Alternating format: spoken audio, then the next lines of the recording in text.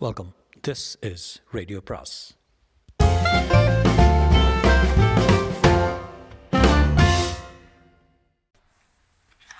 அனைவருக்கும் அன்பு வணக்கம். ராக்கி ரங்கராஜனின் முதல் மொட்டு அத்தியாயம் 17. 2 நாள் கழித்து அம்மா கண் விழித்தாள். விடி விளக்கின் மெல்லிய நீல வெளிச்சத்தில் சுவர் கடிகாரம் அவள் பார்வைக்கு கோணல் மாணலாக பட்டது.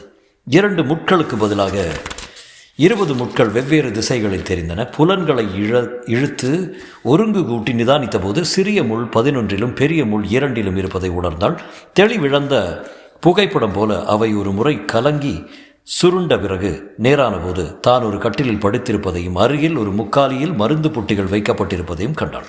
இந்த 2 நாளும் அவள் வாழ்வுக்கும் சாவுக்கும் இடையே உள்ள அந்த நலிந்த கயிற்றில் தொத்தி இருந்தாள். அவள் நினைவுகள் விசித்திரமான பாதைகளிலே செல்லுவதும் திரும்புவதுமாயிருந்தன. தண்ணீரில் மூழ்குபவனின் மனக்கண் முன் அவன் வாழ்க்கை நிகழ்ச்சிகள் அனைத்தும் மின்னல் அடிப்பது போல அம்மாவுக்கும் அவளுடைய சிறுமி பிராயமும் யுவதி பிராயமும் மணக்கோலமும் தாய்மை வேளையும் நினைவில் எழுந்து மறைந்தன. பிழைத்து விட்டேன், ஆனால் எதற்காக என்று விரக்தி அடைந்தவளாக தலையணையில் முழங்கையை ஊன்றி லேசாக சாய்ந்தார் போல் எழுந்து உட்கார்ந்து கொண்டாள். 2 நாளில் கையும் காலும் குச்சியாக மெலிந்து விட்டிருப்பது தெரிந்தது. ஆனால் அவற்றை அசைப்பது கூட ஐயோ எவ்வளவு சிரமமாயிருக்கிறது. முக்காலியின் நடுவே தபால் உரையொன்று இருப்பது அப்போதுதான் அவள் கண்ணில் பட்டது. அவள் பெயருக்கு வந்திருந்ததால் யாரும் உடைக்கவில்லை போலும். ஆனால் முகவரியில் தெரிந்த கையெழுத்து ஒரு பெருத்த முனகலுடன் படுக்கையில் சாய்ந்து அமர்ந்து உரையின் வாயை கிழித்தால் அவள் எதிர்பார்த்தது தான். என் அன்புள்ள அம்மாவுக்கு என்று தொடங்கி ஆனந்தி எழுதியிருந்தாள். கடிதத்தின் வலது தலைப்பில் பம்பாய் செல்லும் ரயிலில் இருந்து என்றிருந்தது. வெளிச்சம் போதவில்லை. தள்ளாடி எழுந்து கொண்டாள். சுவரில் சாய்ந்தபடி விடிவிளக்கின் அருகே கடிதத்தை நீட்டி வைத்துக்கொண்டு படிக்கலானாள். மீன்கள் தண்ணீரில் நீந்துவதும் தலை காட்டுவதும் அமிழ்வதுமாக விளையாடுவது போல எழுத்துக்கள் கடிதத்தோடு அமிழ்வதும் மீண்டும் வெளிப்படுவதுமாக இருந்தன. என் அன்புள்ள அம்மாவுக்கு, உன் திருவடி தாமரையில் பணிந்து வணங்குகிறேன். எனக்கு ஆசி கூறு. பூவும் மஞ்சளுமாய் புருஷனோடு 16 பெற்று வாழ எனக்கு ஆசி அளி. உற்றார் உறவினர் நிறைந்திருக்க மேளதாளம் முழங்க அலங்கார மணப்பந்தலில் ஆனந்த கண்ணீருடன் நீ என்னை என் கணவரிடம் கைப்பிடித்து கொடுக்கும் பாக்கியத்தை நான் பெறவில்லை. என் வாழ்க்கையில் எனக்கு ஏதேனும் தீராத மனக்குறை இருக்குமானால் அது இதுதான் அம்மா. சமீப காலத்தில் நீ அனுபவித்த துயரம் எதையும் விட இப்போது நான் செய்துள்ள காரியம்தான் மிக கொடியது. அதை நான் உணர்ந்திருக்கிறேன். நீ தொட்டு தடவி வளர்த்து ஆளாக்கிய இந்த மகள் உன் தலையில் பெரும் கல்லை போடுவாள் என்று நீ கனவிலும் நினைத்திருக்க மாட்டாய். நீ தவிக்கும் காட்சியை பார்க்கும் திடம் எனக்கில்லாததால் நான் இப்படி திருட்டுத்தனமாக ஓடுகிறேன். 18 வருட காலத்தில் முதன்முறையாக உன்னிடம் சொல்லிக் கொள்ளாமல் போகிறேன். அம்மா, நீ என்னை உன் இடுப்பு குழந்தையாகவே நேற்று வரை எண்ணியிருந்தாய். ஆனால் உன் தோளுக்கு மேலே வளர்ந்த யுவதியாகிவிட்டேன் நான். அம்மாவின் ஆசை மகள் என்ற பருவம் நீங்கி ஒரு ஆணுக்கு உடையவள் என்ற அந்தஸ்தை நான் போன வருஷமே அடைந்து விட்டேன். ஆமம்மா, தாண்டவத்திடம் நான் மனத்தை பறிகொடுத்து ஓராண்டாக போகிறது. உன் விரோதியின் அண்ணன் என்பது அறியாமலே அந்த காலத்தில் அவரை நான் காதலித்து விட்டேன். நம் வீட்டுக்குள் அவர் நுழையும் போதெல்லாம் என் இதயம் சிறகடித்து பறந்தது. அப்போது எனக்கு தெரியாது அவர் யார் என்று. ஒன்றுதான் தெரியும், உரிமையுடன் சமையலறை வரையில் வந்து என்னிடம் சிரிக்க பேசி என் சிந்தையில் நிறைப்பவர் என்று. வெகு நாள் கழித்து நீயும் நானும் திருவல்லிக்கேணியில் இருந்தபோது மனோரமாவின் தாயாருடன் நகைகளை விற்று வர என்னை அனுப்பினாயே. அப்போதுதான் எனக்கு தெரிந்தது. கடையில் நாங்கள் நுழைந்தபோது அம்மா எங்கே வந்தாய் என்று கேட்டுக்கொண்டே தெருவிலிருந்து வந்தவர் என்னையும் கண்டதும் தடுமாறிவிட்டார். என் அன்புள்ள அன்னையே, உண்மை தெரிந்ததும் நான் அடைந்த அதிர்ச்சியை என் ஒருத்தியால் தான் உணர முடியும். உனக்கு மாபெரும் துரோகம் இழைத்து விட்டதாக என் மனசாட்சி என்னை அணுவாக துளைத்தது. ஆனால் என்ன முயன்றும் என் காதலை மட்டும் மறக்க முடியவில்லை. அறியா பெண், சின்ன குழந்தை என்றெல்லாம் நீங்கள் என்னை எண்ணியிருந்த காலத்தில் என்னை பெண்ணாக மதித்து யுவதியாக மயங்கி காதலியாய் பாராட்டி மனைவியாக ஏற்று என்னுள்ளே பெருமிதத்தையும் கர்வத்தையும் தன்மதிப்பையும் வளர்த்துவிட்ட அவரை துறக்க என்னால் எப்படியம்மா முடியும்? புதுமை மனத்துடன் நான் மலர்ந்து நின்ற வேளையில் என்னை சுற்றி வந்து ரீங்காரமிட்ட முதல் வண்டு அவரை நான் எப்படி மறப்பேன்? எப்படி துறப்பேன்? மறந்தும் துறந்தும் எப்படி உயிரோடு இருப்பேன்? முடியாது. கல்லானாலும் என் கணவரனை என தேர்ந்தெடுத்து விட்டேன். நயவஞ்சகர் என்று நீங்களெல்லாம் கூப்பிடுங்கள். என் நாயகர் என்று உள்ளே உயிர் இருக்கும் வரை ஓயாமல் அழைப்பேன் நான். அவரை திருத்த முயலாமல் இல்லை. நான் நல்வழியிலே நாட்டம் கொள்ளும்படி அவரை தூண்டாத நேரமில்லை. ஒரே ஒருவர் மீது வஞ்சம் தீர்க்க வேண்டிய பாக்கி இருக்கிறது. என்னை நாயிலும் கேவலமாக நடத்திவிட்டான் ஒருவன். அவனுக்கு பாடம் கற்பித்த பிறகு இந்த வழிக்கு முழுக்கு போட்டுவிட்டு உன்னோடு இருந்து விடுகிறேன், பொறு என்று அடிக்கடி சொல்லி வந்தார் அவர். அவருக்கு அந்த அளவுக்கு சினம் மூட்டியவர் அப்பாதான் என்று எனக்கு அப்போது தெரியாது. இதோ இப்போதுதான் சற்று முன் ரயிலில் எனக்கு சாத்துக்குடி பழச்சுளைகளை உரித்து கொடுத்தவாறே விவரித்தார். அதையெல்லாம் எதுவானாலும் என்ன, நான் அவர் வாக்கை நம்பி அவரிடம் கொண்ட காதலை வளர்த்து கொண்டே வந்தேன். அன்று நான் தூங்காமல் கண் விழித்ததை பார்த்து கடிந்து விட்டு போனாயே, அந்த சமயம் நான் அவருக்காக காத்திருந்தேன். அப்படி இரவு வேளைகளில் அவரை சந்திப்பது எனக்கு பழக்கமாகிவிட்டது. அன்று இரவு அவர் என்னை சந்தித்ததோடு நிற்கவில்லை என்பதை காலையில் அப்பா அந்த குறிப்பு காகிதத்தை தேடிக்கொண்டிருந்த போது உணர்ந்து விட்டேன். அவர்தான் அதை எடுத்துச் சென்று அப்பாவின் மீது பழி தீர்த்து கொண்டிருக்கிறார் என்று எனக்கு தோன்றியது. ஆனால் நிச்சயம் செய்து கொள்ள முடியாமல் தவித்தேன். ராத்திரி அவர் வரும்போது கேட்க நினைத்திருந்தேன். அதற்குள் மாலி வந்து உறுதிப்படுத்தி விட்டார். என் பதட்டத்தையும் அதிகப்படுத்தி விட்டார். என்னை மன்னித்து விடம்மா. அந்த வினாடியில் நான் உங்கள் அனைவரையும் மறந்துவிட்டேன். கருவிலிருந்து தொடர்ந்த பந்தம் அனைத்தையும் முறித்து கொண்டு விட்டேன். என் தாண்டவம், என் காதலர் ஆபத்தில் சிக்கியிருக்கிறார் என்ற ஒரே பீதியான நினைவுதான் என்னை காலோடு தலை கப்பிக்கொண்டது. நீங்கள் பேசிக்கொண்டிருந்த போதே நான் மெதுவாக நழுவி ஓட்டமாய் ஓடினேன் என் அன்புக்குரியவரை தேடி. அம்மா, என் வாழ்வின் ஒளி விளக்கு, இன்பத்தின் உறைவிடம் அங்கே எந்த நிலையில் இருந்தார் தெரியுமா? உன் மூத்த பெண்ணின் காதலர் அவரை நாற்காலியோடு கட்டி போட்டு கூச்சலிட முடியாதபடி வாயில் துணியும் அடைத்துவிட்டு வந்திருந்தாரம்மா. சூரர்! ஓவென்று அழுது கொண்டே அவரை விடுவித்தேன். நாக்கு விடுதலை பெற்றதும் அவர் முதல் பேச்சாக, ஆனந்தி, நீ இங்கே வந்தாய், போய்விடு. பொல்லாத போக்கிரிகள் சிலர் வருவார்கள், உன் மானத்தை போக்கி விடுவார்கள், ஓடிவிடு என்று பதறினார். நான் அவர் கால்களை கட்டிக்கொண்டு கதறினேன். என்ன நேர்ந்தாலும் அவரை விட்டு விட்டு போக மறுத்து கொண்டிருந்த போது 2 முரடர்கள் பாய்ந்து வந்தார்கள். அவர்கள் தனகோடியின் ஆட்களாம். சாராயத்தின் நெடி குப்பென்று என் தலையை அடைத்து கொண்டது. எஜமானிட்ட கட்டளை கூட மறந்தார்கள். அவர்கள் என்னை கண்டதும் ஒருவன் என்னை கெட்டியாக அமுக்கி பிடித்து கொள்ள, மற்றவன், டேய், மரியாதையாக ஓடிவிடு, இவளை இங்கே விட்டுவிடு என்று அவரை மிரட்டினான். கழுத்தை நெறித்து தள்ளியபடி, அம்மா, அவர் விரும்பியிருந்தால் நீங்கள் எல்லோரும் நினைக்கிறார் போல் இரக்கமற்ற அரக்கராயிருந்தால் அப்போதே தன் உயிரை காத்து கொண்டு இருக்க முடியும். அப்படி செய்யவில்லை. அவர் திமிரி முரண்டி சண்டையிடத் தொடங்கினார். கல்வெறியில் இருக்கும் 2 முரடர்களின் முன் அவரால் தாக்குப்பிடிக்க முடியாது என்று நான் அஞ்சினேன். வேண்டாம், எனக்காக பார்க்காதீர்கள், நீங்கள் போய்விடுங்கள், அப்புறம் நான் எப்படியாவது தப்பி வந்து விடுகிறேன் என்று ஆன மட்டுமே கெஞ்சினேன். அவர் கேட்கவில்லை. பலத்த காயங்களையும் பொருட்படுத்தாமல் அந்த 2வரையும் வீழ்த்தி என்னை காப்பாற்றி தன்னுடன் இழுத்து கொண்டு ஓடினார். சொல்லம்மா, ஒரு பெண்ணுக்கு இதைவிட வேற என்ன பேரு வேண்டும்? எவனுக்கு தன்னை அர்ப்பணம் செய்து கொண்டு விட்டாலோ அவன் தனக்காக எத்தகைய தியாகமும் செய்ய தயாராக இருக்கிறான் என்பதை அறியும் போது ஒரு இளம் பெண்ணுக்கு ஏற்படுகிற ஆனந்த உணர்ச்சிக்கு ஈடாக உலகத்தில் வேற என்ன இருக்க முடியும் என்று சொல்லம்மா. ஒரு நாள் தலைமறைவாக இருந்த பின் இருவருமாக பம்பாய்க்கு ரயில் ஏறி இருக்கிறோம். அங்கே ஒரு சினிமா கம்பெனியில் வேலை தருவதாக ஒரு நண்பர் வெகு நாளாக இவரை அழைத்து கொண்டிருக்கிறாராம். வருந்தாதே அம்மா, நான் சௌக்கியமாக இருப்பேன். நகையாலும் பணத்தாலும் அல்ல, என் மீது முழு அன்பு வைத்துள்ள ஒருவரை கைப்பிடித்தேன் என்ற திருப்தி நிறைவினால். உன்னை நினைத்தால்தான் எனக்கு கவலையாக இருக்கிறது. அக்காவுக்கு மன வாழ்க்கை காத்திருக்கிறது. அப்பாவுக்கு தொழில் வாழ்க்கை திறந்திருக்கிறது. உனக்குத்தான் வாழ்க்கையின் ஒரு பகுதி மூடிக்கொள்கிறது என் பிரிவினால். மீண்டும் கோருகிறேன், என்னை மன்னித்துவிடு. ஆசி கூறு. உன் அன்புக்குரிய இளைய மகள் ஆனந்தி. தலை சுழல கடிதம் காலடியில் விழுந்தது தெரியாமல் சுவரோடு சுவராக சாய்ந்து நின்றாள் அம்மா. அவள் கண்கள் நீரை சொரிந்தன. சொரிய அவற்றிலே சூடேறின. ஒவ்வொரு கண்ணீர் துளியும் ஒரு அக்னி திராவக சொட்டாக அவள் கன்னத்தை எரித்தது. அந்த தகிப்பு அவள் உள்ளத்துக்குள் ஏறி சிந்தனை முழுவதையும் கோர நெருப்பாக்கியது. பற்களை நரநரவென்று கடித்தாள். விகாரமான சிரிப்பு என்று அவள் உதடுகளை கோண வைத்தது. 2 நாளாய் உடலோடு ஒட்டியிருந்த ஜன்னி மயக்கம் அவள் தலைக்குள் நஞ்சாக கிறுகிறுத்தது. ஆனந்தியின் 1000 சமாதானங்கள் அவள் மனத்திலிருந்து மறைந்தன. தன் கணவனின் நொடிந்த வாழ்க்கையையும் மகளின் முறிந்த வாழ்க்கையும் அவள் நெஞ்சை நிரப்பின. பகுத்தறியும் சக்தியை முற்றிலும் இழந்தவளாக, வெறி பிடித்த பித்தியாக ஓடினாள். இடுப்பிலிருந்து சேலை நழுவி விழுந்து விட்டார் போன்ற ஆதாரமற்ற பிரமை ஏற்பட்டது. ஓட்ட நடையில் அம்மா முன்னேறினாள். பனிக்குளத்திலிருந்து மொண்டெடுத்த குளிர்நீரை உடம்பின் மேல் பகுதியில் கொட்டினார் போலிருந்தது. தீச்சுரங்கத்தில் வெட்டியெடுத்த கட்டிகளால் உடம்பின் கீழ்ப்பகுதியை கீறுவது போலிருந்தது. அம்மா நிற்கவில்லை. விரல்களை நெறித்து கொண்டு ஓடினாள். இதுவே போதும் அவள் கழுத்தை முறிக்க என்ற ஆவேச முணுமுணுப்புடன்.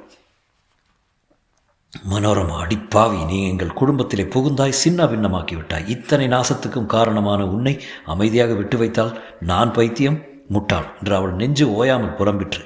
இதுதான் மௌபரி சாலையா? நார்ச்சந்தி. ஓடு ஓடு, தாண்டி ஓடு. இதோ வெற்று மைதானம். வேலைக்காரி சக்கு முன்பொரு முறை அடையாளம் சொன்ன அந்த ஒற்றை தனி வீடு இதோ தெரிகிறது. விளக்கில்லை, அரக்கி, உனக்கு இனி வாழ்வும் இல்லை. தூங்கு தூங்கு, ஒரே தூக்கம்தான் இனி உனக்கு. எட்டி உதைத்து கதவை பிளந்து திறந்து கொண்டு அம்மா நடந்தாள். ஹால், அடுத்த அறை. என்ன முனகல் அவசை இது? படுத்திருக்கிறாள் வெறும் தரையில், புரளுகிறாள் பெருமூச்சுடன். என்ன இது? அம்மாவின் வேகம் தணிந்தது. மெல்ல மெல்ல அறிவின் கொடை கீழ் அவள் வந்து நின்றாள். விளக்கை பெரிதாக்கினாள். தரையில் துடிக்கும் அந்த உருவம் மனோரமாதான். ஆனால் வெறும் வெளி வேடமோ? திருப்படி இப்படி துரோகி என்று கூச்சலிட்ட அம்மா உடனே என்ன என்று பிரமித்தாள். நீங்களாக்கா, நீங்களாக்கா என்று பெரும் அலறலுடன் மனோரமா அவள் கால்களை கட்டிக்கொண்டு விம்மினாள். அவளது மார்பு மட்டுமல்ல, அடிவயரும் ஒரு முறை விம்மி தணிந்து வேதனை வெளிப்படுத்திற்று. 8 திசைகளிலும் சிதறியோடும் எண்ணங்களை கூட்டி ஒருமைப்படுத்தி நழுவி நழுவி வளைந்தோடும் புலன்களை கட்டிப்பிடித்து கவனித்தாள் அம்மா. கணத்தில் புரிந்து விட்டது அவளுக்கு. சில மணி நேரங்களில் தாயாகப் போகிறாள் இந்த துரதிருஷ்டக்காரி என்ற உண்மை. மனோரமா, யாரும் இல்லையா அவனுக்கு துணையா? தனியாக இந்த சந்தர்ப்பத்தில் இருக்கிற? இரு, நான் போய் மருத்துவச்சி யாரையாவது என்று உடனே எழுந்தாள். வேண்டாம், சரையல் என்று அவள் கைகளை பிடித்து இழுத்து கொண்டாள் மனோரமா. என்னை விட்டு விட்டு எங்கும் போராதிங்க. எனக்கு பயமும் நடுக்கமாக இருக்கிறது. திடீரென்று நோவு எடுத்து விட்டது. யாரும் இல்லை இங்கே. எந்த கணத்தில் ஏதோ நிழுந்து விட போவது போல. அம்மா துடித்து கொண்டு புரண்டு விழுந்தாள் அவள். அவளை மல்லாத்தி கைகளை அழுத்தி கொண்டாள் அம்மா. சீச்சி, அசடு, எதுவும் நேராது. இப்போ பாரு, இதில் பயப்படுறதுக்கு எதுவும் இல்லை. காலை இப்படி நீட்டிக்கோ, நல்லா மூச்சு விடு. நான் இருக்கேன், தைரியமா இரு. அக்கா, விதியும் விளையாட்டு பார்த்தீங்களா? அம்மா அம்மா, கடைசி இந்த மாதிரி சமயத்தில் நீங்கள் அம்மா, ஐயோ, என்னை மன்னித்து விடுங்க அக்கா. குபுக்கென்று குமட்டலை கொட்டி விட்டால் மனோரமா அடக்க முடியாமல். அம்மாவின் கையும் காலும் நனைந்து விட்ட போதிலும் அருவருப்பால் அவள் முகம் சுளிக்கவில்லை. மனோரமாவை மார்பில் சாத்தி கொண்டு அவள் தலையை இரு கைகளாலும் அழுத்தி பிடித்தபடியே அவள் குமட்டல் நிற்கும் வரை பொறுத்து கொண்டாள். பிறகு அவளை மெல்ல படுக்கையில் கிடத்திவிட்டு பக்கத்து அறைக்கு ஓடி கண்ணில் தென்பட்ட பழைய துணிமணிகளை கொண்டு வந்து தன்னை அவசரமாக துடைத்து கொண்ட பின் தரையையும் சுத்தம் செய்தாள். அக்கா, இப்படி ஒரு நிலைமை நீங்களும் நான் இந்த மாதிரி சந்திக்க வேண்டியிருக்கும்னு நீங்கள் வித்தியாசமாமா? அதெல்லாம் இப்போ இருக்கு. பெண்ணால் புரிந்து கொள்ள முடியாமல் போயிடுச்சு. தாயால் புரிந்து கொள்ள முடியாதா? இரு, சமையலறை எங்கே இருக்கு? அடுப்பு மூட்டி வெந்நீர் கொண்டு வர்றேன். இடது பக்கம் திரும்பிப்போங்க. ஆனால் என்னை தனியாக விடாதீங்க. அடுப்பை இங்கேயே கொண்டு வந்து வெந்நீர் வைங்க. அம்மாவுக்கு காய்ச்சலில் உலர்ந்து போன உடல்நிலை மறந்துவிட்டது. தான் வந்த நோக்கம் மறந்துவிட்டது. யாருக்கு என்ன செய்யவிருக்கிறோம் என்று நினைவு மறந்துவிட்டது. தாய்மை துடிப்பில் திணறும் பேதை பெண் ஒருத்தி தான் அவளுக்கு தெரிந்தாள். அடுப்பை கொண்டு வந்து தீ மூட்டி வெந்நீர் தயாரிக்கும் போதே இடையிடையே மனோரமாவின் நிலையையும் கணக்கிட்டாள். ஒரு வலிக்கும் இன்னொரு வலிக்கும் இடையே உள்ள நேரம் குறுகிக் கொண்டே வந்தது. அறையின் மூலையில் இருந்த சிறு மேஜை மீது ஜப்பான் பொம்மை ஒன்று சிரித்து கொண்டு அமர்ந்திருந்தது. அதன் கழுத்திலே காணப்பட்ட நெக்லஸ் பழைய நினைவுகளை புதைத்துவிட்டு கைவேலையை கவனித்தாள் அம்மா. எனக்கு பயமாக இருக்கு அக்கா, பயமாக இருக்கு என்று அவளுடைய கலக்கத்தை தன் கரத்தின் அணைப்பால் போக்கியவாறு தைரியமாறு ஒன்றும் இல்லை என்று கூறி அவள் ஆடைகளை தளர்த்தி விட்டால் சரியான நிலையில் படுக்க வைத்து இதம் கொடுத்தாள். அம்மா, ஐயோ அம்மா என்று புழுவாய் துடித்த போதிலும் மனோரமா தன் சூழ்நிலையை மறக்கவில்லை. நடுவே ஒரு முறை, அக்கா, பிறக்க போகும் குழந்தைக்கு தகப்பனார் யாருன்னு நீங்கள் கேட்கலையே என்று வினவினாள். இப்போ என்ன அதை பற்றியே என்று பேச்சை திருப்ப முயன்றாள் அம்மா. இல்லை, உங்களுக்கு தெரிந்தாக வேண்டும். குழந்தைன் அப்பா. ஐயோ வேண்டாம் மனோரமா, அலட்டிக்கொள்ளாத. இது அப்பா, உங்கள் கணவர் சக்கரவர்த்தி தான். மனோரமா என்று வெடுக்கென திரும்பினாள் அம்மா. ஆனால் வேதனையின் உச்சத்தில் மனோரமா ஒரு முறை துள்ளி புரண்டதை பார்த்ததும் இவள் உணர்ச்சிகள் மீண்டும் மாறின. ஆமாக்கா, வேண்டும்னு நானாக வரவழைச்சி கொண்டது தான் இது. ஐயோ, இந்த வேதனை இப்படி கொல்லுகின்ற எனக்கு தெரியாதக்கா. நான் சொன்னது காதில் விழுந்ததா? என் குரல் ஏன் இப்படி? தாயானால் தான். அக்கா அக்கா மறுபடியும் திரும்பி கொண்டாள் அவள். தாயானால் தான் அவரை என்னிடம் நிரந்தரமாக கட்டுப்படுத்தி வைத்துக்கொள்ள முடியும்னு நினச்சேன். தாயானால் தான் எனக்கு உரிமை வரும், வாழ்வு வரும், சொத்தும் சுகமும் வரும்னு எண்ணினேன். எல்லாம் தானே வரும். இப்போ எதுக்கு அந்த புலம்பெல்லாம்? மூக்கும் விழியுமா? சொர்ண விக்கிரகம் போல் குழந்தை பிறக்க போகுது பார். பிறக்கட்டும் அக்கா, பிறக்கட்டும் அக்கா. முதல்ல சொத்துக்கு ஆசைப்பட்டேன். அப்பா பேசாமல் இருக்க மாட்டேன் என்றவாறு வெந்நீர் பாத்திரத்தை மூடினாள் அம்மா. தளதளவென்று ஓசையும் மெல்லிய புகைச்சூழல்களும் அறையில் நிறைந்தன. மனோரமாவின் விழாவிலே அம்மாவின் கை இதமாக ஓடியது.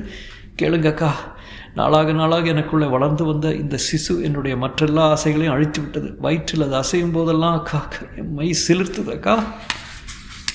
மனோரமாவின் குரல் மெல்ல தேய்ந்தது. நோவின் தீவிரம் அவளை அணைத்து கொண்டு அவளுடைய எண்ணத்தையும் பேச்சையும் விரட்டியது.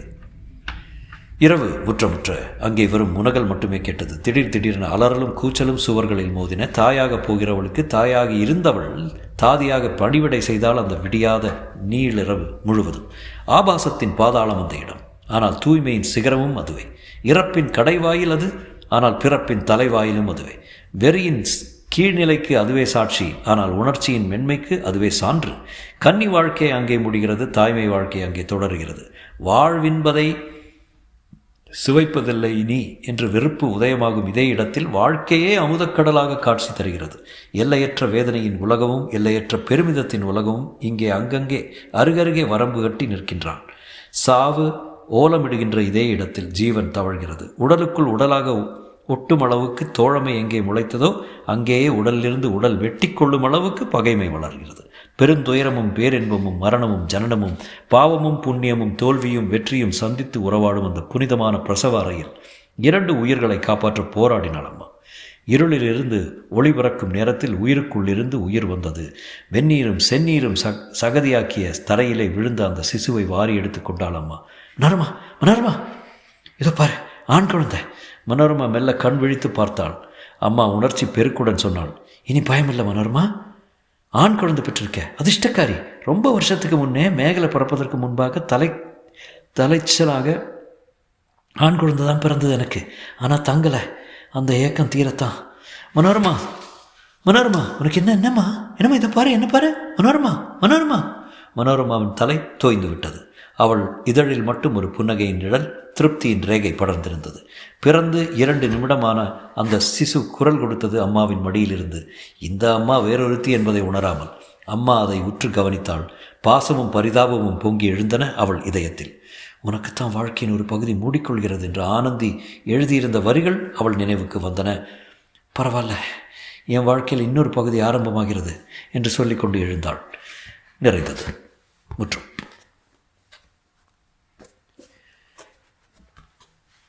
அப்போ என்ன நினச்சிங்க இந்த கதையை பற்றி? முதல் மொட்டு பை ரங்கராஜன். உங்களுக்கு எப்படி தோணுச்சுன்னு தெரில எனக்கு. இது ரொம்ப டேட்டட் ஸ்டோரி. அப்பப்பா, I don't know when he wrote this. One thing is definite, நல்ல ரைட்டர் தான். I mean his style is very good. 2017 எழுதினார். அதில் முதற் பதிப்பு அது 2017. ஐம் நாட் ஷூர் எப்போ எழுதினாருன்னு. இது பழைய புக். இது ரொம்ப அப்பா என்ன சொல்கிறது, இட்ஸ் லைக் ஸோ டேட்டட். சொசைட்டியே இப்போ மாறி போயிடுச்சு. இதெல்லாம் படிக்க முடியல இப்போல்லாம். I think I am reading really old books. புதுசாக ஏதாவது படிக்கணும்னு நினைக்கிறேன். These are all like totally dated. Firstly இந்த பிளாட் இஸ் ஜஸ்ட் டெரபிள். ஏன்னா உங்களுக்கு பிடிச்சதா எனக்கு தெரில. Completely unbelievable. கம்ப்ளீட்லி என்ன சொல்கிறது, டிவி சீரியலோட மோசமாக இருந்தது. பட் ஆனால் எழுத்து நடை இஸ் கிரேட். அவர் எழுதுகிற விதம் ஆல்வேஸ் கிரேட். எஸ்பெஷலி லாஸ்ட்லாம் நல்லா எழுதியிருந்தார். எழுதுறதுல தலைவர் is really good. But plot is just garbage plot. என்னமோ 2-4-5 கேரக்டர் வச்சு ஓட்டிட்டார் சும்மா. சரி, எனிவே, சரி, இது முடிஞ்சது. இனி ஒரு I think I got some சிறுகதைஸ். ஐ டூ சம் சிறுகதைஸ் ஃபர்ஸ்ட். நான் நினைக்கிறேன், why don't I go to like a really older book? நான் கல்கியோட பார்த்திபன் கனவு படிக்கலாமான்னு யோசிக்கிறேன். நீங்கள் என்ன நினைக்கிறீங்க? நான் படித்ததில்ல அந்த புக்கு. அது ட்ரூலி டேட்டட். அது really old story. But at least it's a historical style novel இல்லையா? அது வாங்கியிருக்கேன். அந்த புக் இருக்குது வீட்டில். நான் படிக்கலை. Maybe I should do that. நான் யோசிக்கிறேன் நான் அது பண்ணலாமா. Anyway I will do a few short stories first and then அதுக்கப்புறம் போகலாம். அப்பா, ஓகே, நன்றி. மீண்டும் சந்திக்கும் வரை, பாய்.